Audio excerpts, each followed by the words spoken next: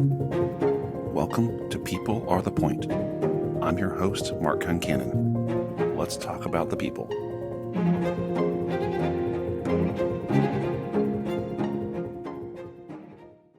I'm your host, Mark Concannon, for the podcast, People Are the Point. Today, I have Hendre Coetzee joining me. Hendre is a leading executive coach and trainer of advanced coaches around the world through his organization, Center for Advanced Coaching. He supported leaders into new leadership roles through difficult transitions and through a move to IPO. He includes a foundation in having completing seminary and having helped the government of Nelson Mandela transition out of apartheid. He is a man who has tremendous perspective and the care to lend that broad worldview to help us plan for, avoid, or navigate out of the most challenging times. He always has time for a friend and always lends a laugh and a fun anecdote, which is often from his own storied life. An advisor, a friend, a leader, an all-around wise man. Please enjoy my short discussion with Hendre on people, business, and the spots where they overlap. Hi, Hendre. Thank you for joining us today. Always great to be with you, Mark. Thank you for having me. Looks like you're home in Austin right now. I am. It's a great week in Austin. It's South by Southwest, so the city's humming and there's thousands of people here. Have you found some time to go partake in the activities? Yeah, I went to a couple of events, and I was also traveling this week. So I was here on the beginning, and now back here on the Friday. So I'm going out tonight to go and see a couple of things. So it's a fun week. That's great. Well, we appreciate you making time. I know we've known each other for almost a decade or more now in the marketplace, and really appreciate the impact that you have on my organization, your clients, and the other partners that we all work with. A piece of what I wanted to go back in time a little bit, though, you got to this after doing some pretty impressive work back in South Africa with the Mandela organization. Can you talk a little about what that was, and is there pieces of that you've brought into now helping executives and helping us in our increased performance? Certainly. I was a very young guy when I got to work for the Mandela government. I was actually just finishing my studies, Mark, at university. So I grew up in South Africa, went to school there, and then went to college there. And while I was at college or university, they were gearing up for the first free elections.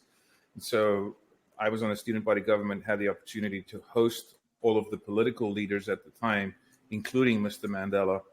And after I had that opportunity to meet everybody, I also got a phone call from actually at the student body government office asking if I would want to work for the South African government.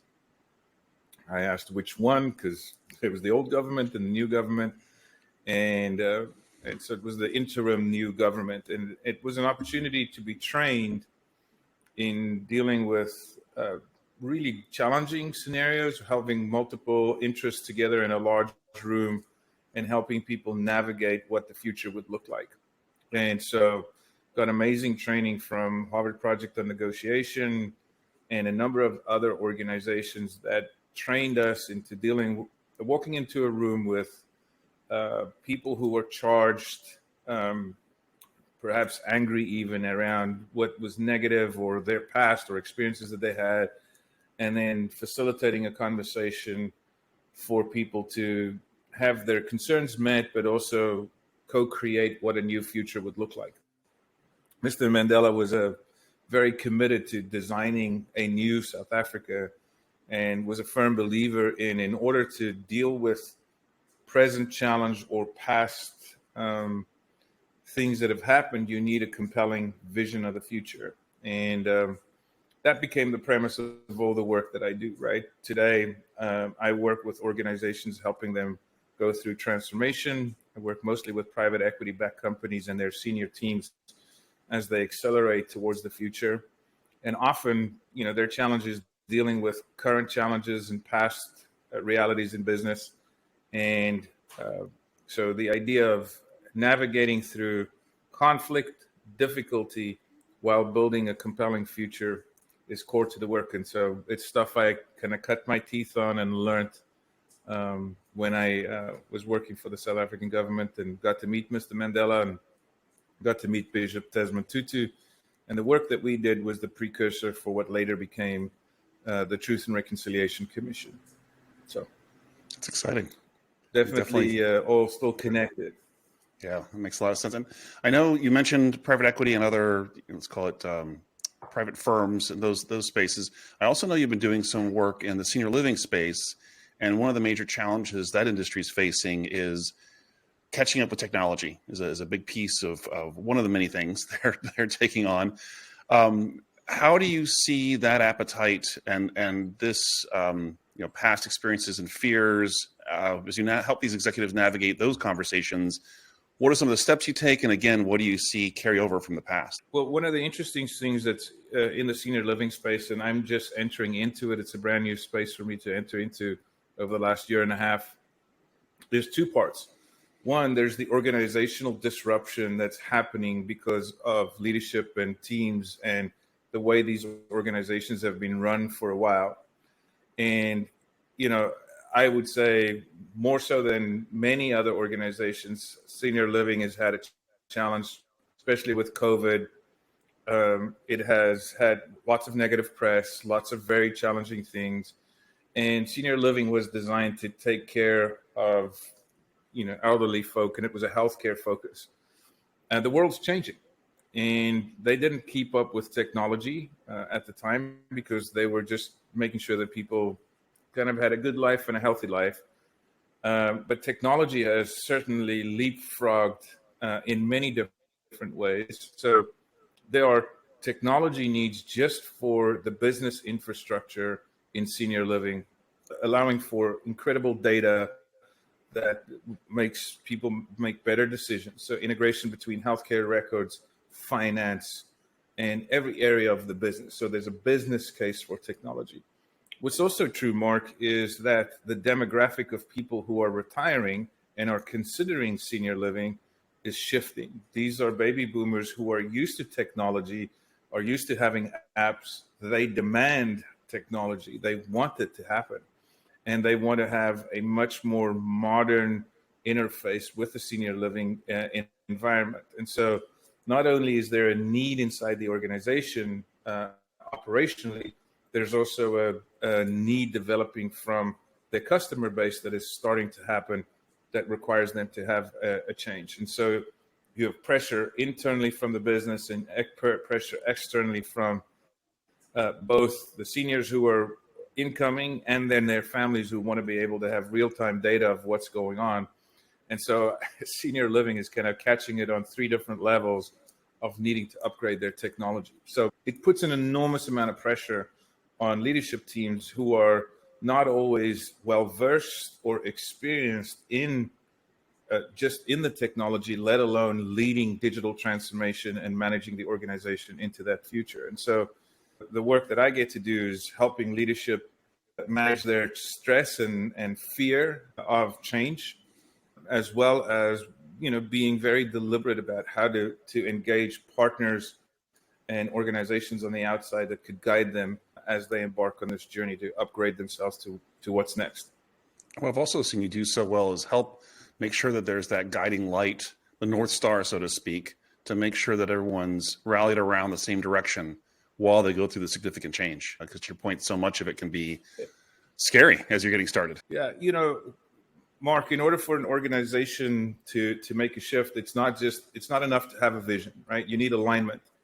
And everybody has a dream, but not everybody has a plan to actually make it happen. And so we work on creating the vision. We work on alignment. We also work on empowering people and divisions to be able to have the right tools and the right people in place in order to build systems to do that. So alignment, empowerment. And then once you have alignment and empowerment, you can really work to develop collaboration in the organization. And that ultimately leads to having higher levels of accountability. And I think, part of your biggest challenge in any organization that's going through transformation is you have some people who are in and other people who are resisting, and managing clarity around the vision, alignment and buy-in or ownership, if you would, from your leadership team that leads to empowerment and collaboration is essential. And so that's kind of the work that I get to play in, is helping people understand and then commit to what's next. And that's part of obviously what you focus on is the people. That's what we're trying to talk about here, is how important the people are to the business. And as you're describing it, bringing them along, right? So do you find the leadership is more critical, or is it equally balanced with finding sort of dissenters in the ranks to help them move the needle too?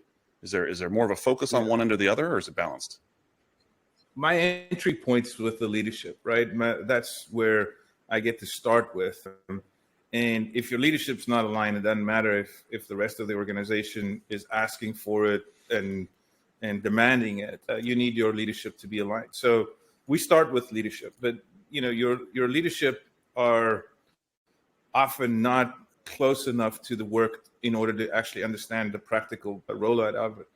And so we have leadership who kind of are designed to be guides and scribes and sages around it. And then we have coaches or people who are at a senior level who will help people through the change. And then you have a level of player coaches who actually need to get the work done, right? And when I talk about that, I'm talking about within the senior living space, executive directors, and then the heads of each space, whether it's wellness or culinary or activities. All of these folks need to be empowered to not only believe in the project, but actually have an alignment about their role that they can contribute. And so it does need to not trickle down, but really draw in.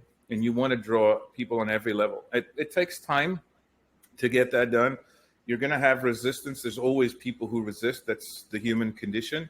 But you start at the top, and then you do the enrollment process of empowering people throughout the organization. And people's concerns at different levels are different, and we need to be able to take that into consideration and really help people not only overcome resistance, but also recognize what would empower them.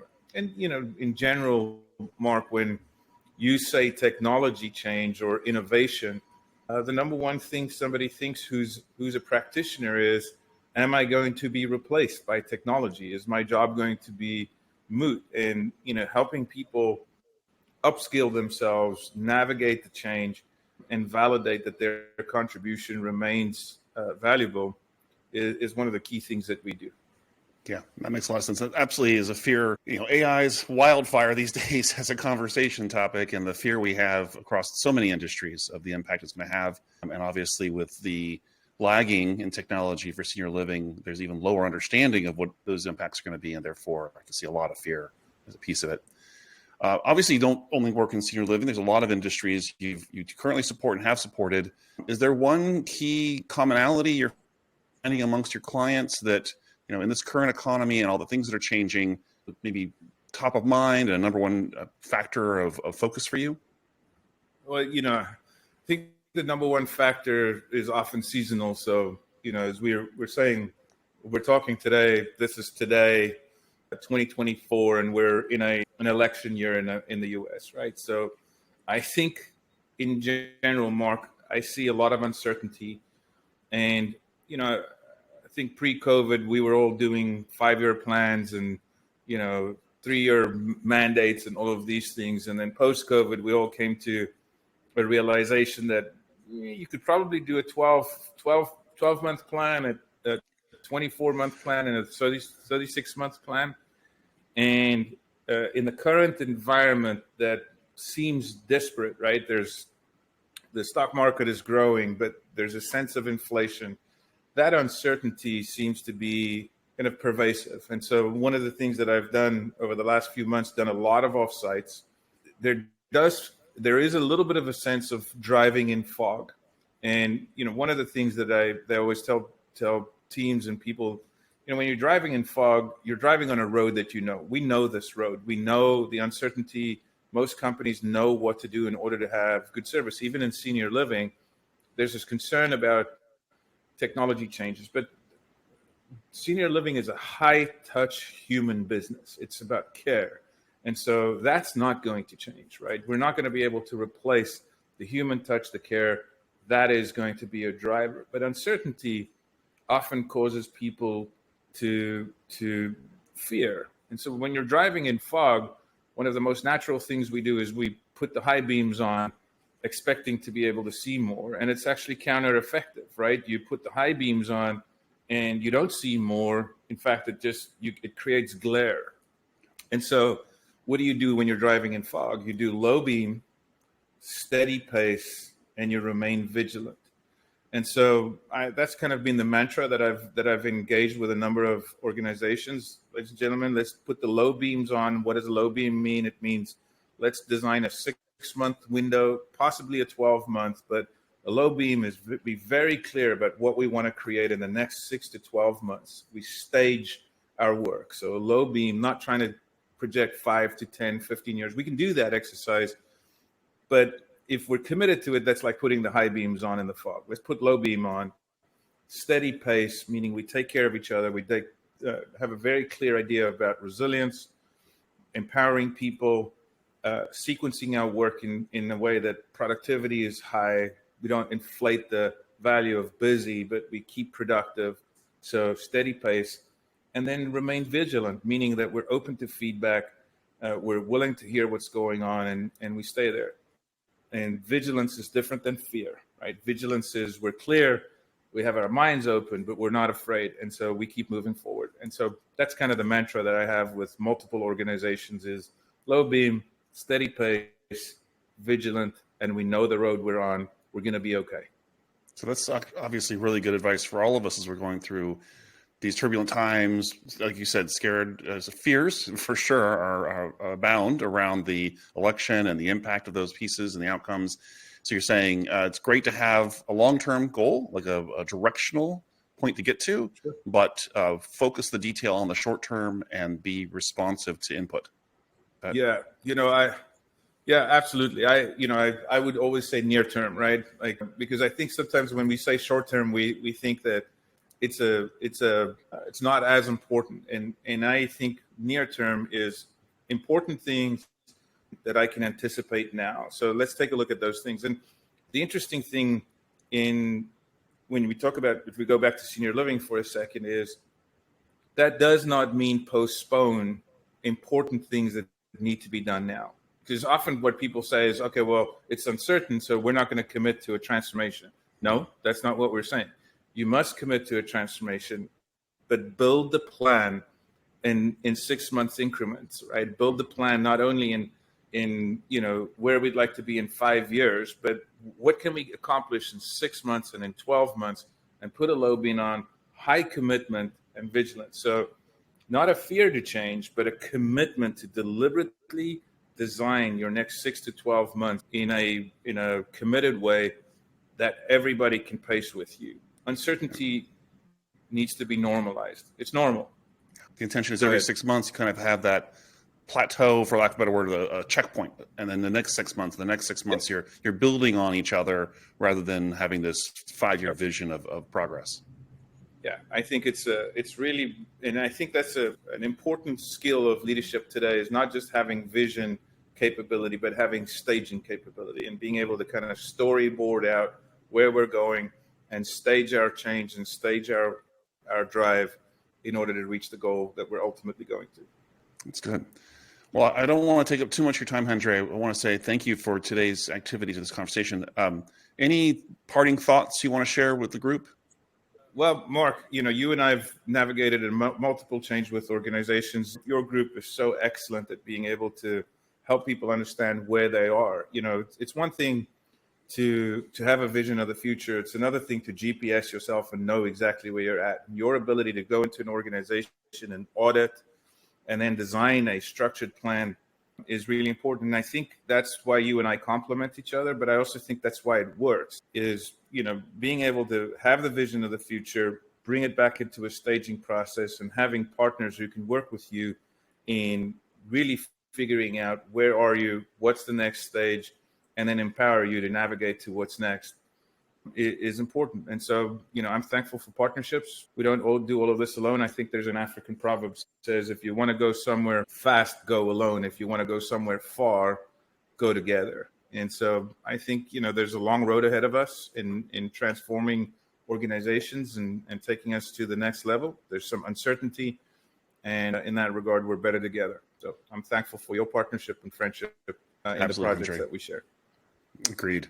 I think you're right. That's a big piece of what we always enjoy doing, is taking that strategy in that direction, even if it's a 6-month piece, and making sure the execution's tight, so that when you're done with the 6 months, you're actually where you thought you would be, and you're ready for the next step. Yeah. Agreed. Well, thank you for the time, Hendre, and I look forward to catching up soon. We'll talk soon. Thanks, brother.